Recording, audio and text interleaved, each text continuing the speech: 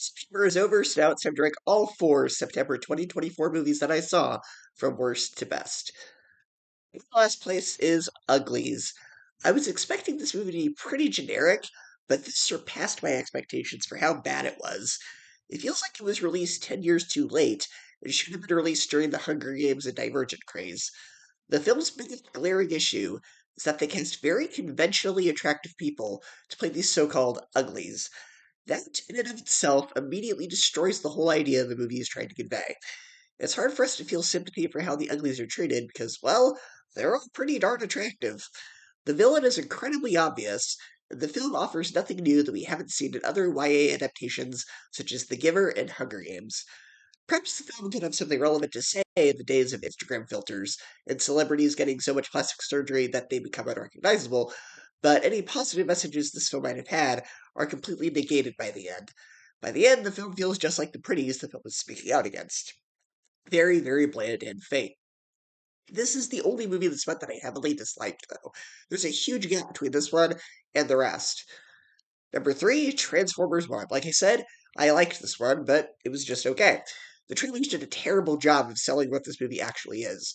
The trailers make it seem like the skinny fair movie for the 6 to 9 year old crowd, and while there's some of that here in terms of the humor, the movie was actually a very mature, thought provoking story about the proletariat rebelling against the bourgeoisie.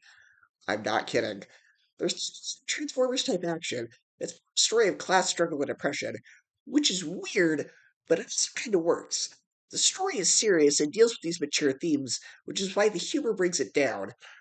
It feels like the movie was made for two different audiences: the adults who grew up with the original Generation 1 Transformers and their kids. It's a very mixture of tones that doesn't always mesh well. It's like the first couple of seasons of Star Wars The Clone Wars, where it was this very serious war drama, but then you had the cheesy one liners from the battle droids.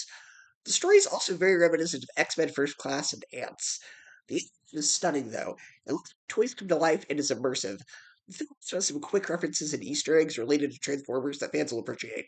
While not all lands, and it's hard to tell exactly who the target audience for this is, since kids won't really pick up on the complex themes of the film, it's definitely better than the trailers. It's more than meets the eye. Number two, Beetlejuice, Beetlejuice. It was definitely worth not only the 5 year wait since Burton's last film, but also the 30-year wait since the original Beetlejuice.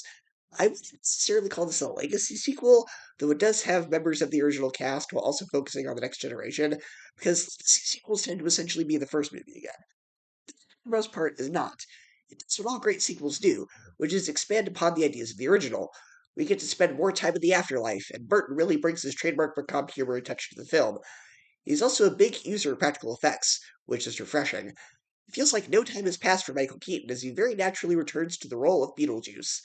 Jenna Ortega's character is interesting, in the sense that she's the daughter of Winona Ryder's character from the first film, but unlike Winona Ryder's character, she's not super interested in the paranormal or supernatural.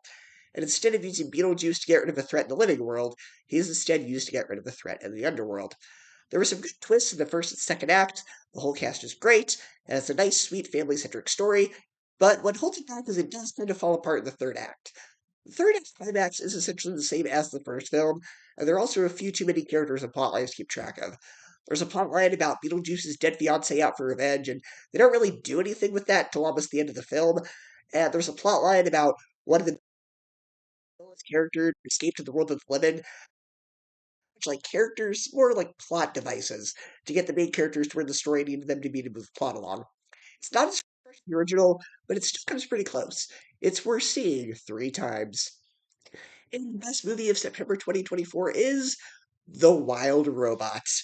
Sorry, Pixar, this is going to beat Inside Out 2 at the Oscars this year. And if it doesn't, I seriously don't know what's wrong with the Academy.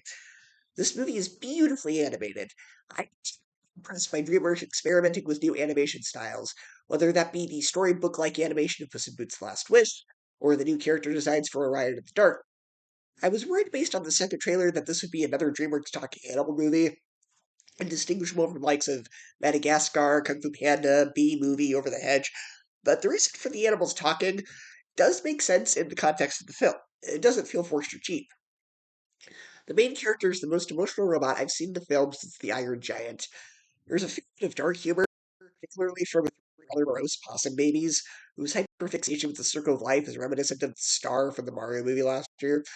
The physics of fantastic.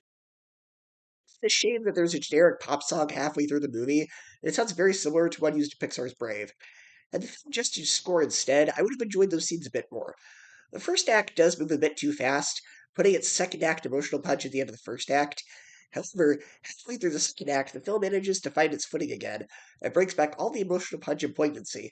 It feels like the good old days of Pixar, where they made films where the kids could enjoy the bright colors and cute characters, but the adults got more out of it through the emotion and message. Well, Robot will become an instant classic, and it comes in at number one as the best film I've seen in September 2024. So go ahead and share your ranking of the September 2024 releases that you saw, and I will see you next time.